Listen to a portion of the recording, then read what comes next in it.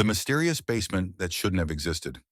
Moving into a new house on the outskirts of a small town, I thought I was getting a chance for a fresh start. The old two-story mansion, though a bit neglected, had its charm.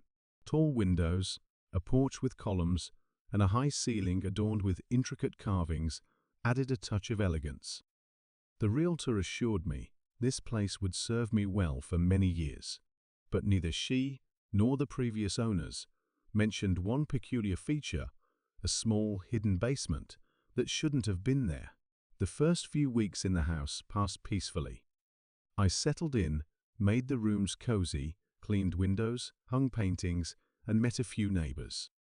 Some of them had lived here for decades, so it wasn't hard to learn about the history of the house. When I asked if anything unusual had happened here, their faces tensed. "It's just an old house, like any other," one of them said with an uneasy smile. I thought nothing of it. One chilly evening, as I sat alone in the living room, something clicked in the wall near the fireplace.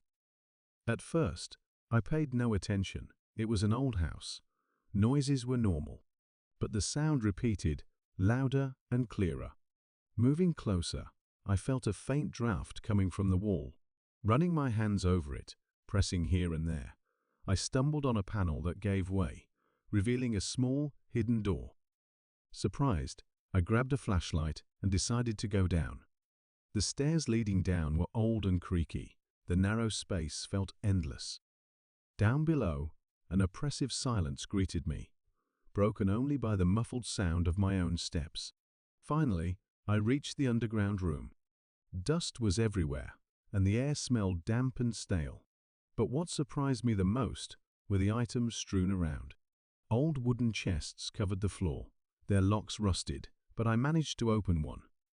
Inside were faded documents and photographs of a family from the early 1900s. They posed in a garden that looked strikingly similar to the one outside my home. Each person wore a somber expression, as if hiding something dark. Other chests contained clothes, old books, medallions, and several mirrors, some still holding shards of glass. As I examined the basement, something in the corner caught my eye. Under a thick layer of dust stood an old mirror with a black wooden frame, as though it were watching me. I approached it, and suddenly a chill swept through the room, making my flashlight flicker. The mirror reflected my image, but somehow distorted, as if stained with a shadowy darkness. Cold sweat ran down my back when I noticed a figure behind my reflection. I spun around quickly. No one was there. Wiping my eyes, I looked again. The mirror no longer showed anything unusual, just my frightened expression. I decided to go back upstairs, though part of me felt drawn to stay and understand what it was. As I tried to climb the stairs, the door at the top opened. It seemed like someone had closed it and then opened it again, yet no one was supposed to be in the house but me. I quickly went upstairs, shut the secret door, and tried to calm down. For the next week, I avoided the living room and didn't think about the basement. However, that night, I began to hear strange sounds coming from beneath the floor: soft footsteps, whispers, even a faint sobbing. Each sound filled me with dread. I tried to convince myself it was all in my mind, that every old building has its mysteries. Yet I couldn't shake the feeling that someone was watching me. One day, while talking to my neighbor Mary, who lived nearby, I couldn't resist asking about the previous residents. Mary cautiously glanced around and whispered, "The Grimwoods used to live there. They were very private, almost reclusive. Then one day, they vanished without a trace. Since then, a few new owners tried living there, but none lasted more than a year." Chills ran down my spine. Leaving her house, I was almost certain I'd need to return to the basement and discover what was going on. This time, I took a stronger flashlight and a warm jacket, for the cold from the basement seemed to seep through the thick walls. I opened the hidden door and descended. The room greeted me with dead silence. I carefully examined everything I'd ignored the last time. Among other things, I found an old journal with a metal cover. The first page was torn, and the following pages were filled with barely legible writing, almost a mix of letters and strange symbols.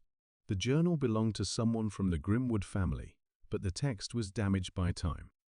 In one section, I managed to read a strange passage, "The darkness. It follows us. The mirror keeps it there, but we can't be sure it will stay." After reading those words, I heard a faint whisper behind me. Turning sharply, I saw only the empty room. But something unseen and heavy lingered in the air. I had the feeling I shouldn't be there, as though this space existed for something entirely different. I took a step back, avoiding the mirror. My hands were shaking, and I wanted to escape as quickly as possible. But just as I was about to leave, footsteps sounded behind me. I knew I was alone down there. Frightened, I rushed to the door, feeling icy fingers like ghosts of the past, almost grazing my back. That night, I barely slept. Though the house was silent, my mind conjured shadows moving in the darkness. I couldn't shake the words from the journal or the strange footsteps I'd heard. I kept trying to understand what "the mirror keeps it there" might mean, and who or what was so desperate for my attention. The next day, I went back to see Mary. She looked apprehensive when she saw me at her door. "Do you know anything about a mirror in the basement?" I asked directly, watching her reaction. Mary visibly paled and, without answering, invited me inside. For a moment, she seemed hesitant, as if deciding whether to tell me something. Finally, she sighed and began to speak. "They say the Grimwoods had that mirror since the mansion was built. They believed it could hold souls. No one knows exactly where this story came from, but there were rumors that one of their children died under mysterious circumstances. Since then, the family became more withdrawn, and the mirror always remained in the basement. It was never meant to belong to anyone else." This story only heightened my anxiety. I felt that there truly was something unusual in the basement, something tied to the Grimwoods' mysterious disappearance. Back at home, I tried to calm myself, but I found myself staring again at the hidden door leading to the basement. Thoughts of the mirror haunted me, as if it was calling to me. The following morning, determined, I went down to the basement once more. The room felt colder this time. I approached the mirror, finally daring to look into it despite my fears. At first glance, it showed nothing unusual, just my reflection. But as I stared longer, my reflection seemed to change. It didn't precisely follow my movements. There was a slight delay. I waved my hand in front of my face, and the reflection lagged behind. An icy fear enveloped me, but curiosity got the best of me. I reached out and touched the mirror. It was freezing, like ice. Suddenly, a light mist passed over it, and an image of a woman with long, loose hair emerged on the surface. She looked at me, as if she had known me for a long time. "Who are you?" I whispered. The woman in the mirror opened her mouth, but no sound escaped. Fear shone in her eyes, mirroring my own. She lifted her hand, as if beckoning me closer. Instinctively, I stepped back, realizing it might be a trap. Fear pushed me to rush up the stairs, but the door was locked. As I frantically looked around, I heard a quiet whisper. It was everywhere, as if someone surrounded me from all sides. My mind froze when I realized the voices in the basement were not just in my imagination. They were the voices of those who, perhaps, had once lost their lives in this house. Finally, the door opened and I bolted outside. Once in the fresh air, I felt the weight of the basement lift off me.